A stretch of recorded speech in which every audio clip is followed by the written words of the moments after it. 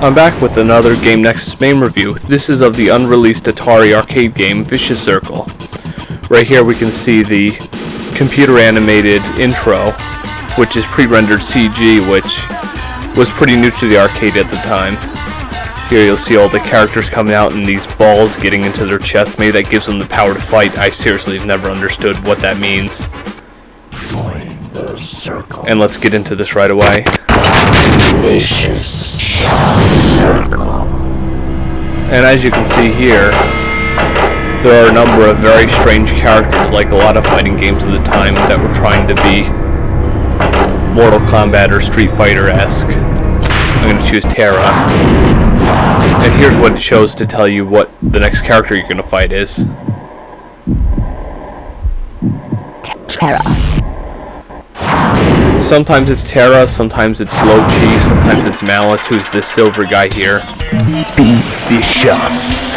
You'll notice right away that this game is very reminiscent of Killer Instinct, which what I seriously think it's just a copy of.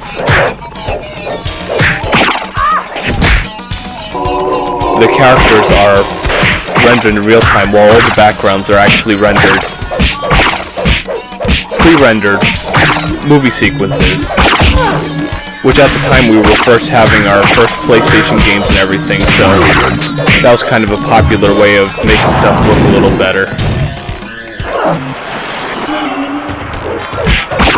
This game was one of the first ones to utilize a hard drive that came into Mame. The other games on the same Atari Cojag system were Maximum Force and Area 51. The Cojag system is actually based on Atari's ill-fated Jaguar system. The thing I have to say about the combo system in this is basically just too easy.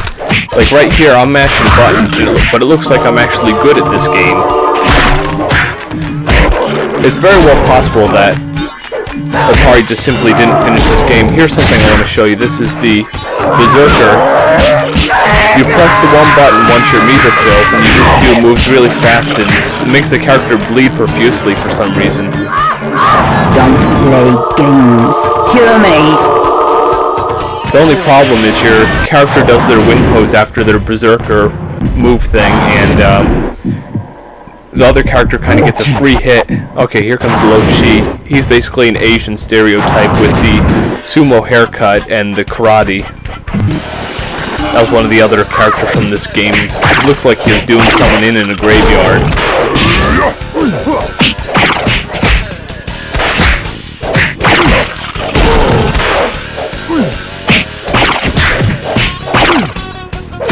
Considering this hardware wasn't the strongest thing in the world, the character sprites actually do look halfway decent in this game. They kind of do have that computer animated claymation type look, like a lot of games at the time. The game basically uses 3 action buttons and that Berserker attack thing, which you press it and then you just quickly mash your buttons. As you saw right there, my character did her wind pose after she was done her Berserker move, and Low-Chi took advantage of it and hit her. This background's a little bit less animated than the last one. The last one was pretty cool because it moved around and everything, and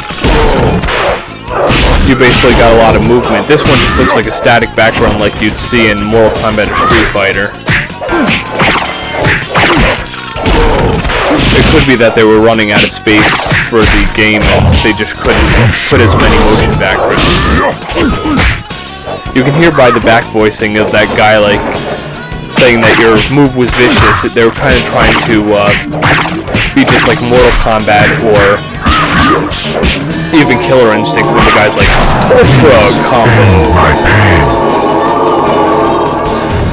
That's supposed to be some sort of fatality thing, but honestly I have no clue how to do the moves because, simply enough, since this game was unreleased, the only info you can find on it are on sites like System 16 and KLOV. You won't actually find anything like on Game FAQs about a move list, because I honestly doubt anybody plays this game.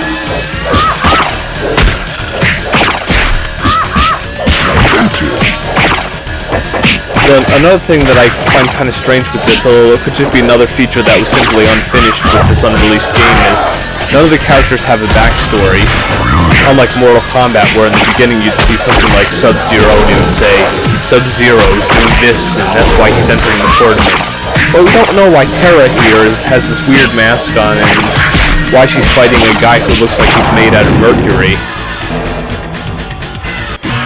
From what I can understand, this level looks like we're on a barge or something, and it's just kind of moving all around the bay. At least that's what it looks like, but who really knows?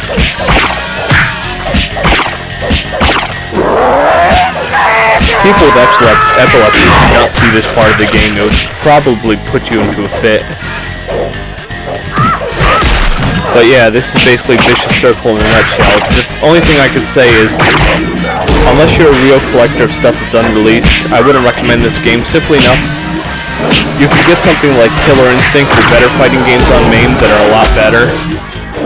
And simply enough, the 532 megabyte download really just isn't worth it for this one. So, unless you're a real fighting fan or you're really looking for something that's unreleased and never available, stay away from this one.